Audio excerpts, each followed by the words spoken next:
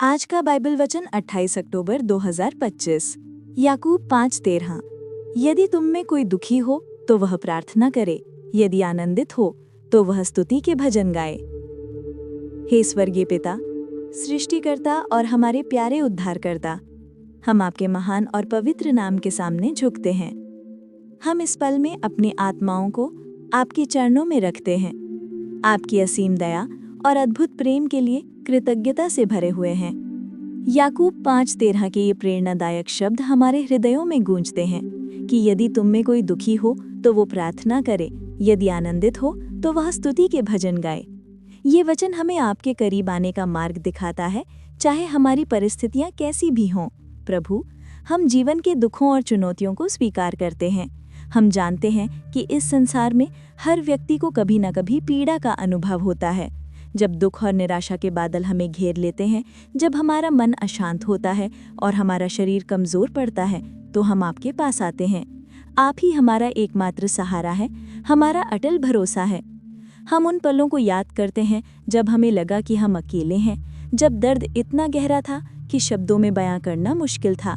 उन सभी बोझों को हम आपके सामने रखते हैं, क्योंकि आप ही हमारे बोझ उठाने वाले हैं। हमें अपनी दिव्य शांति से भर दें, वो शांति जो समझ से परे है। हमें अपनी असीम शक्ति प्रदान करें ताकि हम हर परीक्षा का सामना कर सकें।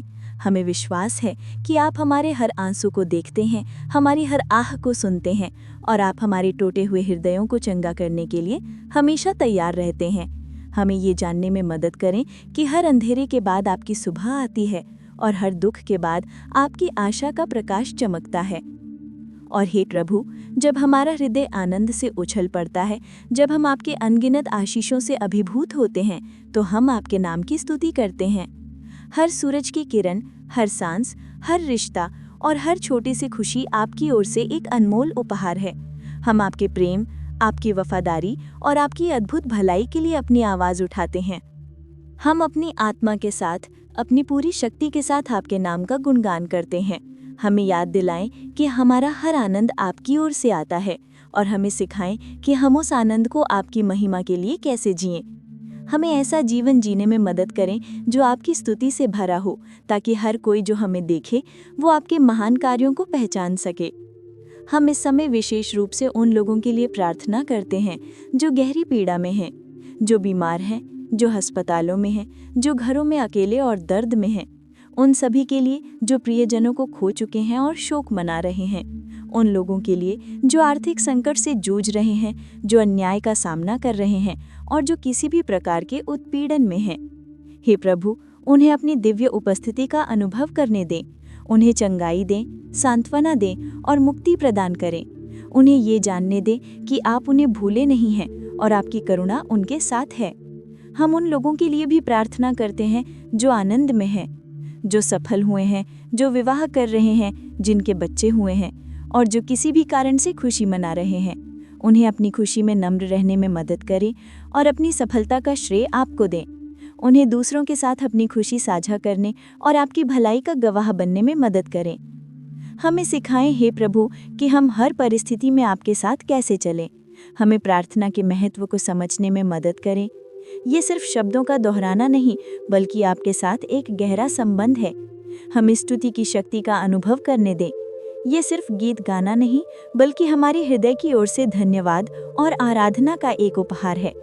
हमें याद दिलाएं कि हमारी सबसे बड़ी शक्ति आपके हाथों में है और हमारा सबसे बड़ा आनंद आपकी उपस्थिति में है।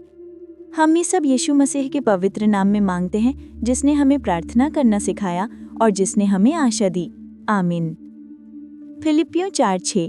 किसी भी बात की चिंता मत करो, परंतु हर एक बात में तुम्हारे निवेदन, प्रार्थना और विनती के द्वारा धन्यवाद के साथ परमेश्वर के सम्मुख उपस्थित किए जाएं। तब परमेश्वर की शांति, जो सारी समझ से बिल्कुल परे है, तुम्हारे हृदय और तुम्हारे विचारों को मसीह यीशु में सुरक्षित रखेगी। पहला थिस्सलुनीकियों 5:17 से 5:18। निरंतर प्रार्थना में लगे रहो, हर बात में धन्यवाद करो, क्योंकि तुम्हारे लिए मसीह यीशु में परमेश्वर की यही इच्छा है। भजन संहिता 34:17। धर्मी दुहाई देते हैं और यहोवा सुनता है और उनको सब विपत्तियों से छुड़ाता है। मत्ती 7:7। मांगो तो तुम्हें दिया जाएगा, ढूंढो तो तुम पाओगे, खटखटाओ तो तुम्हारे लिए खोला जाएगा। पहला पत्रस 5:7। अपनी सारी चिंता उसी पर डाल दो, क्योंकि उसको तुम्हारा ध्यान है। भजन संहिता 101। हे सारी पृथ्वी के लोगों, यहोवा का जय जयकार करो। भजन संहिता 95:1-2। आओ हम यहोवा के लिए ऊंचे स्वर से गाएं, अपने उद्धार की चट्टान का जय जयकार करें। हम धन्यवाद करते हुए उसके सम्मुख आएं और भजन गाते हुए उसका जय जयकार करें। इफिसियों 5:19-20। और आपस में भजन और स्तुति गान और आत्मिक गीत गाया करो और अपने अपने मन में प्रभु के सामने गाते और स्तुति करते रहो, और सदा सब बातों के लिए हमारे प्रभु यीशु मसीह के नाम से परमेश्वर पिता का धन्यवाद करते रहो। भजन संहिता 28:7। यहोवा मेरा बल और मेरी ढाल है, उस पर भरोसा रखने से मेरे मन को सहायता मिली है, इसलिए मेरा मन प्रफुल्लित है और मैं गीत गाकर उसका धन्यवाद करूंगा।